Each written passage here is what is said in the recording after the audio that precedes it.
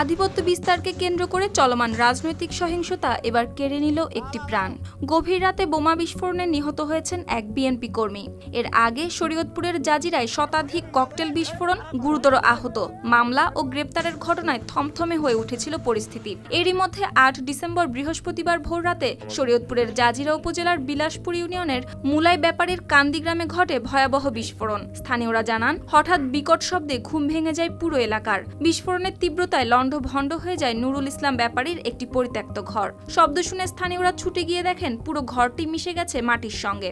এর কিছু দূরে একটি রসুন ক্ষেত থেকে উদ্ধার করা হয় ৩২ বছর বয়সী সোহান ব্যাপারীর ক্ষতবিক্ষত মরদেহ। এই যে সন্তান দেখেন, কুলের সন্তান, আমার ভাইয়ের পাসপোর্ট আমরা জমা দিয়ে দিছি। এই নাসির ভাইয়ের কাছে, নাসির ভাইয়ের কাছে পাসপোর্ট জমা দিছি। নাসির ভাইয়ের আমার এই যে মাসুম বাচ্চা আমার ভাইরে কি করে রাস্তায় হালাই থুইছে। নিহত সোহান ব্যাপারী সাতগড়িয়া কান্দি গ্রামের দেলোয়ার ব্যাপারীর ছেলে। এদিকে সোহান ব্যাপারীকে ৫ তারিখের পরের বিএনপি বলে দাবি করেন জেলা ছাত্র দলের আহ্বায়ক। ভাই, আমাদের ৫ তারিখের পরে অনেক লোকজন হইতো আমাদের এখানে আসছে যায় স্বাভাবিকভাবে, বুঝছেন? এগুলো আইডেন্টিফাই করা কঠিন। তা ওই যে আমি এর নাম্বার দিছি, ওরা যতদূর আইডেন্টিফাই করতে পারে, হয়তো ৫ তারিখের পরে আমাদের সমর্থক হিসেবে কাছাকাছি আইছে। পুলিশ ময়নাতদন্তের জন্য মর্গে পাঠিয়েছে লাশ। প্রাথমিক তদন্তে বিস্ফোরণের ধরন ও শক্তি বিবেচনায় এটিকে পরিকল্পিত নাশকতা হিসেবে দেখছে আইনশৃঙ্খলা বাহিনী।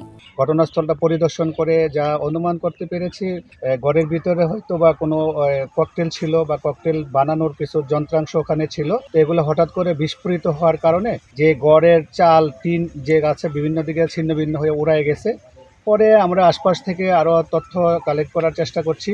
পরে থেকে ২ জন আহত হয়েছে, তাদেরকে ঢাকা প্রেরণ করেছে শুনেছি। পরে আর খুঁজতে এদিকে সংবাদ পাইলাম, আমাদের এই যে ঘটনাস্থল দেখতে পেলেন এখানে যে মুলাই ব্যাপারী কান্দির এই যে রসুন ক্ষেতের মধ্যে একটি লাশ পাওয়া গেছে। লাশেরও শরীরের যে অবস্থা দেখলাম, বোমা বা ওই যে ককটেল বিস্ফোরণের আঘাতে হাতে কবজি টবজি এগুলা ছিন্ন বিচ্ছিন্ন হয়ে গেছে। শরীরের বিভিন্ন জায়গার মধ্যে আঘাতের চিহ্ন পাওয়া গেছে। এই বিস্ফোরণের আগে গত ৪ জানুয়ারি একই ইউনিয়নে আধিপত্য বিস্তারকে কেন্দ্র করে ২ প্রভাবশালী গ্রুপের মধ্যে দফায় দফায় সংঘর্ষ হয়। ওই সংঘর্ষে শতাধিক ককটেল বিস্ফোরণের ঘটনাও ঘটে। এতে জাবেদ শেখ নামে এক যুবক গুরুতর আহত হন এবং বিচ্ছিন্ন হয়ে যায় তার এক হাতের কবজি। ওই ঘটনার পর থেকেই পুরো এলাকায় চলছিল চাপা উত্তেজনা। এরই মধ্যে রাজনৈতিক প্রতিশোধ নিতে বা বড় কোনো হামলার প্রস্তুতির লক্ষ্যেই তৈরি করা হয়েছিল এই বোমাগুলো, এমনটি ধারণা করছেন পুলিশ কর্মকর্তারা। তো মূলত আজকে এই গ্রামে কোনো ঝগড়া বিবাদ হয় নাই, কোনো পক্ষ বিপক্ষ ছিল না, সংঘর্ষের কোনো ঘটনাও নেই। তো এই ঘরের মধ্যে কি কারণে তারা এটা বিস্ফোরিত হয়েছে, তারা কি ককটেল বানানোর চেষ্টা করেছিল বা ওখানে এটা সংরক্ষিত ছিল, এটা এখন আমরা শিওর করতে পারছি না। আমরা এটা তদন্ত করে দেখছি।